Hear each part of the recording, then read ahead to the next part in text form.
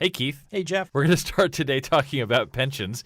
With the state budget seemingly always out of whack, explain to me before we get into the nitty-gritty of each individual type of pension, what role the pensions play in our annual budgets. Well, it seems like everybody's been getting an education and budget these days. Sure. It's because it's not just such a large portion of the state budget, it's such a fast-growing portion of the state budget. So every year when there is extra money, and unfortunately, even in the years when there's not extra money, the pensions are the first in line to say, give me more, because unfortunately for like 7 decades, we didn't properly save for them, and we're trying to catch up fast. And when you say the pensions say give me more, that is the Office of the State Treasurer? How does that work? That's a good point. We have the pension program for state employees that's administered by the comptroller in terms of who actually mails the checks, or now these days electronically sends the money out.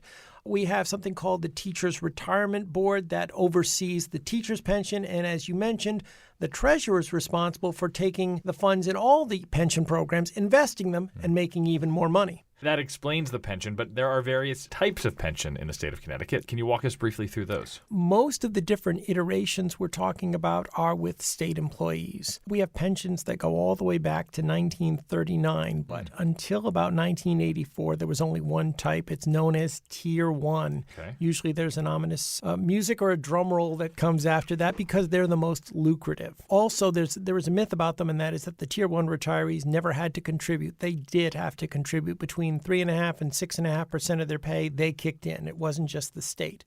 Okay.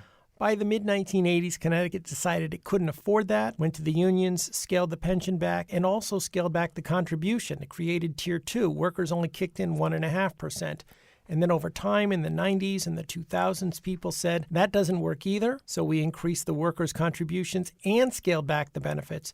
And by 2017, we created this last tier. It's known as Tier 4. This tier is a hybrid. For the first time, there's still a pension component. It's reduced, but there's also a 401k type benefit where the workers contribute and there's not an amount guaranteed. You'll get what you contribute plus what investment earnings were made off those contributions. What's the average pension that someone in this group might get? The average retiree right now is getting about almost $38,300. Okay.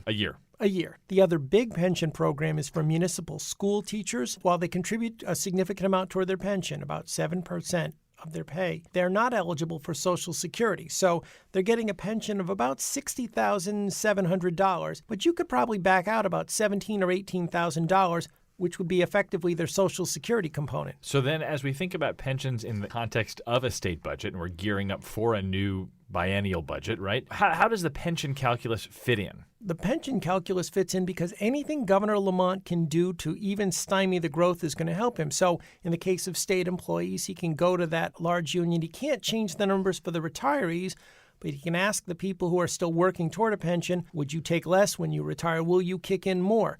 With the teachers, it's a little trickier. We don't guarantee with the teachers how we're going to save for the pension. So the legislature could unilaterally just say teachers are going to kick in more. It's just politically very unpopular. Keith Phaneuf covers lots of unpopular things like the state budget. For the Connecticut Mirror, thanks, Keith. Thanks, Jeff.